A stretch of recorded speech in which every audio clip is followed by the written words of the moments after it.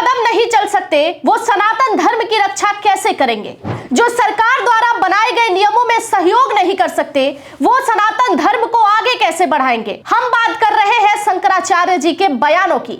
सवाल ये नहीं है कि संत कौन है, सवाल ये है कि जिम्मेदारी कौन निभाएगा। अगर सरकार श्रद्धालुओं की सुरक्षा के लिए नियम बनाती है, अगर सरकार कहती है कि सीमित संख्या में स्नान होगी, अगर सरकार व्यवस्था बनाए रखने के लिए रोक लगाती है, तो इसमें गलत क्या है? क्या सरकार ने किसी को स्नान करने से रोका? नहीं ना, सरकार ने सिर्फ इतना कहा कि नियम मानिए, व्यवस्था में सहयोग दीजिए, आनन फानन का माहौल मत बनाइए। तो फिर इसमें गलत क्या है?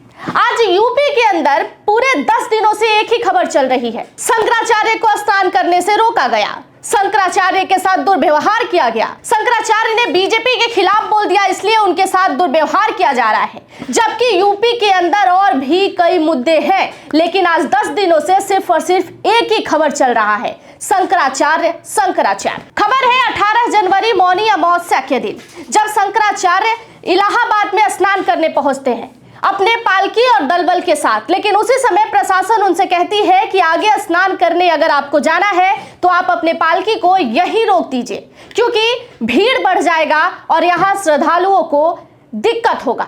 लेकिन जबरदस्ती शंकराचार्य के साथ जो संत थे वो जबरदस्ती उनके पालकी को गंगा तट की ओर ले जाने लगे। प्रशासन ने उन्हें रोका, जबकि दोनों तरफ से मारपीट भी हुई। वीडियो आपने देखा कि किस तरीके से सोशल मीडिया पर वीडियो वायरल हुआ। जो धर्म के आड़ में ये साबित करना चाहते हैं कि हम बहुत बड़े सनातनी हैं, हम बहुत बड़े धर्म के रक्षक हैं, उन सभी लोगों ने तरह तरह की बातें की। लेकिन एक बार किसी ने ये नहीं सोचा कि अगर उसी यूपी में, उसी इलाहाबाद में कुंभ की तरह स्थिति बन जाती, अगर कुंभ की तरह खबरें बन जाती, तो लोग सवाल किस पर उठाते? क्या शंकराचार्य पर या यूपी के सरकार पर? जी हां, बेशक यूपी के सरकार पर। अगर पैदल जाकर स्नान करना ही समाधान था तो फिर इसमें राजनीति क्यों?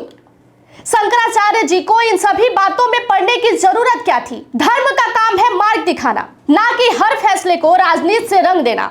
जब सरकार कुछ कहती है तो राजनीति, और जब संत कुछ कहते हैं तो धर्म। ये दो चेहरे वाले लोगों को, धर्म की राजनीति करने वाले को, धर्म के नाम पर अपने आप को फेमस करने वाले लोगों को पहचानने की जरूरत है। कुंभ हो या अखाड़ा, जब हादसा होता है तो उंगली सिर्फ और सिर्फ सरकार के ऊपर उठता है, लेकिन जो भीड़ को दिशा देते हैं उनसे कोई सवाल नहीं पूछता, उन पर कोई उंगली नहीं उठाता, उनकी कोई जवाबदेही नहीं होती है। सनातन धर्म अनुशासन सिखाता है, आनन फानन का माहौल बनाना नहीं। सनातन सहयोग सिखाता है, टकराव नहीं। अब जरूरत है धर्म के नाम पर राजनीति करने वाले लोगों की पहचान करने की, ना कि हर बात पर सरकार को कटघरे में खड़े करने की। फैसला आपके हाथ में है। क्या नियम मानना धर्म है? क्या सहयोग देना पाप है?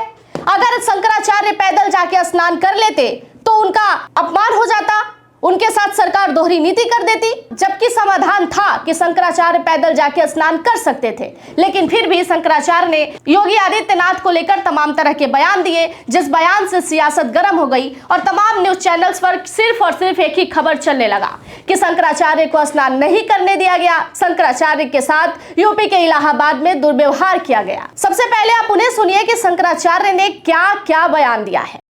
यही योगी जिसको आप लोग साधु संत कहते हो, हम तो हुमायूं का बेटा अकबर कहते हैं, हम तो औरंगजेब कहते हैं, ये नहीं है हिंदू कहने के लायक। ये मंदिर तोड़ने का समर्थन करने वाला आदमी है। 150 से ज्यादा मंदिर तोड़ दिए गए,